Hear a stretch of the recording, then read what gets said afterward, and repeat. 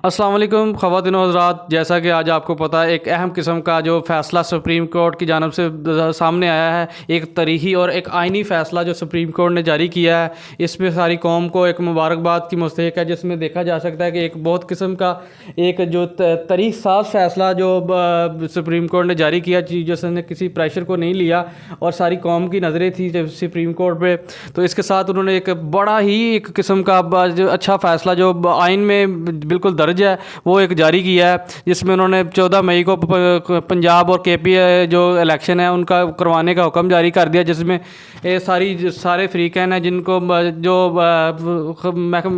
वज़ारत ख़ज़ाना और सेक्रेटरी दफ़ा को भी उन्होंने हुक्म जारी कर दिया कि जो सिक्योरिटी के मामला और जो माली मामला है उस इलेक्शन कमीशन की जाए। जिसमें उन्होंने एक हुक्म जारी कर दिया कि 10 अप्रैल को एक 20 अरब का जो फ़ंड जारी कर दिए जाए, और अगले ही दिन 11 अप्रैल को इलेक्शन कमीशन को भी पाबंद कर दिया है कि जिसमें वो सारी केस की जो रिपोर्ट वो इलेक्शन सुप्रीम कोर्ट में जमा करवाएंगे।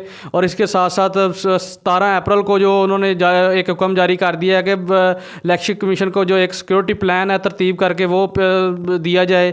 जिसके बाद इलेक्शन कमीशन ने भी अपनी तैयारियों को बिल्कुल एक भरपूर किस्म की तैयारियाँ शुरू कर दी हैं। जिसमें उन्होंने जो उम्मीदवार हैं और उसके अलावा जो जितनी भी उनकी जो उनके मामलात हैं इलेक्शन के हवाले से उनकी तैयारियों की उन्होंने इलेक्शन से जो कमीशन का जो सुप्रीम कोर्ट का जो फ़ैसला आना था उससे आने से पहले ही उन्होंने अपनी तैयारियों को हतमी शक्ल देना शुरू कर दी थी। तो इसके साथ साथ मैं अपने दोस्त के साथ ये बातें शेयर करूँगा, उनका जो ओपिनियन है वो जानूँगा कि वो सारे सीन को किस तरह देखते हैं। जी तो बसम साहब बताएँ आप।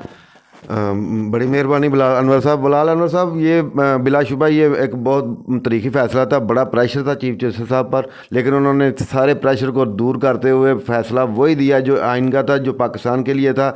लेकिन उन्होंने एक दिलचस्प एक और उन्होंने काम किया है कि उन्होंने जो 13 दिन ये हेयरिंग के ज़ाया हुए हैं कंपेन के, वो उन्होंने निकाल के तारीख थोड़ा से आगे कर दिया। यानी कि अब जो ना 14 मई को इलेक्शन होंगे, ये 13 दिन जो प्रोसीडिंग होती रही है वो उन्होंने निकाल दी है।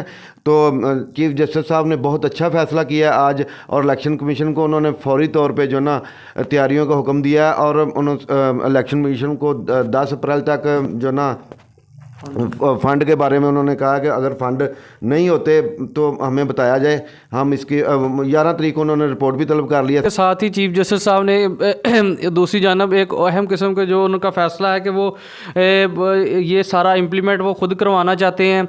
और दूसरी जानब जो सियासी जमातें हैं, और जो जैसा कि मरियम नवाज़ की जानब से एक ट्वीट सामने कि हम ये 2018 नहीं, हम इस फ़ैसले को नहीं मानते। और साथ ही साथ सुप्रीम कोर्ट के बाहर जो राना सनाउल्लाह वज़ीर दाखिला हैं, उन्होंने एक अहम किस्म की प्रेस कॉन्फ्रेंस की थी। जिसमें उन्होंने कहा कि ये मुल्क में एमरजेंसी भी लग सकती है। मुल्क में एमरजेंसी का जो आइन में जो एमरजेंसी का जो एक आर्टिकल है वो दर्ज है, हम इस पर भी सोच सकते हैं। तो ये एक तरफ तो बसम साहब मुल्क को तोड़ने की बातें करते हैं, दूसरी तरफ ये अदालती कार्रवाई का हिस्सा भी बनते हैं। मुल्क किस तरफ जा रहा है ये आपको लगता नहीं है कि ये एक मुल्क को अनारकी की तरफ खुद लेके जा रहे हैं, मुल्क में इंतशार खुद बुलाना चाह रहे हैं और कहते हैं इमरान खान को है। लेकिन ये देखें, इमरान खान की जानब से खुश आइंद बात यह है कि उन्होंने किसी मामले में भी चीफ जस्टिस के साथ बिल्कुल तावन किया था। पाकिस्तान के हालात के लिए उन्होंने बहुत सारी चीज़ें भी सामने रखी थी और रिटर्न में भी चीज़ें लिख कर दी थी। और इसके साथ अगर ये सारे केस में अगर वज़ीर आज़म या कोई भी फरीक ये तावन सुप्रीम कोर्ट के साथ नहीं करता तो फिर इनके ऊपर तौहीन अदालत लगेगी। इसके साथ आगे आप क्या देखते हैं कि आगे क्या होने जा रहा है इस फैसले के बाद? बिलाल अनवर साहब, मामला ये है कि आपकी पैदाइश उस वक्त नहीं हुई थी, ये 1991 की बात है। तो उस वक्त भी इन्होंने सुप्रीम कोर्ट पर चढ़ाई की थी। हम भी उस वक्त छोटे थे, लेकिन हमें पता है कि इन्होंने बहुत ज़्यादा ज़्यादती की थी सुप्रीम कोर्ट के साथ। तो ये 1991 नहीं है, ये 2023 है। ठीक है, 2023 और 1991 में बड़ा फ़र्क है। तो ये बातें जो एमरजेंसी वाली हैं, ये गिदड़बख्ती हैं, ये एमरजेंसी नहीं लग सकती। मुशर्रफ बहुत ताकतवर था, ठीक है, वो कहता था कि मैं बहुत ताकतवर हूँ, मार्शल लगाया हुआ था उसने भी एमरजेंसी लगाई थी। लेकिन ये उसकी भी एमरजेंसी जो ना वकीलों ने, ये सिविल सोसाइटी ने तोड़ के रख दी थी। इसलिए एमरजेंसी की बातें करने वाले जो अहमक है वो मुल्क के दुश्मन है। इस तरह की बातें नहीं करनी चाहिए और इलेक्शन की तरफ जाना चाहिए, और सुप्रीम कोर्ट का जो फैसला है उसको मानना चाहिए। इस सारे केस में जो तबस्सुम साहब, आपको नहीं लगता वकीलों का एक बहुत बड़ा किरदार है? उन्होंने चीफ जस्टिस को जिस तरह बैक किया है और सारी जमातों ने जिस तरह बैक किया है, तो एक मखसूस तबका है जो इस सुप्रीम कोर्ट के फैसले को नहीं मान रहा, लेकिन एक अक्सरियती जो लोग हैं, अक्सरियती सबसे बड़ी पार्टी जो PTI है, पाकिस्तान तहरीक इंसाफ है, और इसके साथ जो एक वकला की बहुत बड़ी तादाद है, जो कि जैसा कि लाहौर बार एसोसिएशन, जैसा कि supreme court bar association, Pakistan bar association ने भी इस फैसले को माना है, और सारी जो वकला जो है वो इस सारे फैसले के पीछे है कि आइन की बालादस्ती होनी चाहिए मुल्क में।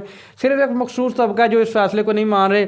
आपको नहीं लग रहा कि ये एक तरह की अनारकी खुद चाह रहे हैं? इस सारे मामले में सुप्रीम कोर्ट को चाहिए कि एक भरपूर किस्म का, सख्त किस्म का जो फैसला दे, इन सारों को एक अपनी लिमिट्स में रखा जाए, और इसके साथ साथ जो एक 6 रुकनी बेंच तश्कील दे दिया चीफ जस्टिस साहब ने, जिसमें वो काजी फायज ईसा के जो फैसला था उसको, उस पर वो एक बेंच बन गया।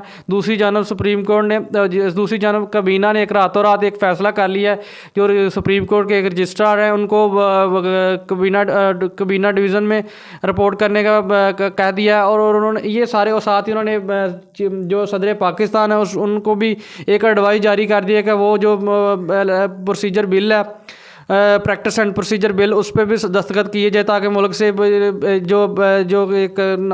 जो सूरत हाल बनी हुई है वो ख़त्म हो। तो ये किस तरफ जा रही है PDM, किस तरफ हुकूमत जा रही है? इस सारे तनाज़र में आप क्या देखते हैं कि हुकूमत कहाँ खड़ी है, जो बाकी PDM की जमातें हैं सारी वो कहाँ खड़ी हैं? बिलाल अनवर साहब, हमने नून लीग और पीपल पार्टी के सारे द्वार देखे हैं, अपनी होश में देखे हैं।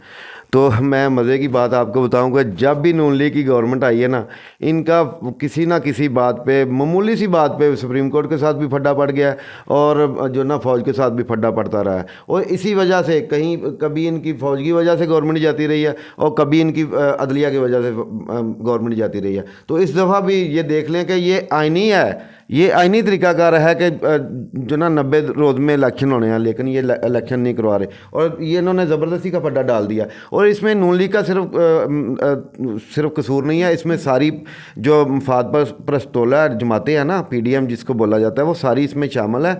तो इनको होश के नाखन लेने चाहिए। ये 1971 से हमको सबक लेना चाहिए था, लेकिन अभी भी हम जो ना उसी सोच में गिरे हुए हैं, और सबको जो ना आइन के मुताबिक चलना चाहिए। इसके साथ देखें, सुप्रीम कोर्ट ने जो एक नज़रिया ज़रूरत था वो उसको दफन कर दिया। बिल्कुल नज़रिया ज़रूरत की बिल्कुल अब ज़रूरत नहीं रही। तो दूसरी जानब ये देखें, मुल्की सूरत हाल जो है, आपकी मीशत कहाँ खड़ी है, आपका जो एक मुल्क में एक इंतशार की फ़ज़ा बनी हुई है, इस सारे सीन में देखें साहब के मुल्की वसाइल कहाँ हैं कि इलेक्शन एक वाहद हाल जी आम आदमी की पहुँच में ये भी नहीं है कि वो अपना एक जो एक हक़ है, एक अपना आइनी किरदार है, वो कैसे अदा कर सकता है। हुकूमत वो चाह रही है कि वो उसको रोका जाए। इसके साथ हम आज के प्रोग्राम से आज इजाज़त चाहते हैं। इंशाल्लाह नेक्स्ट प्रोग्राम में आपसे मिलते हैं। अल्लाह हाफिज़।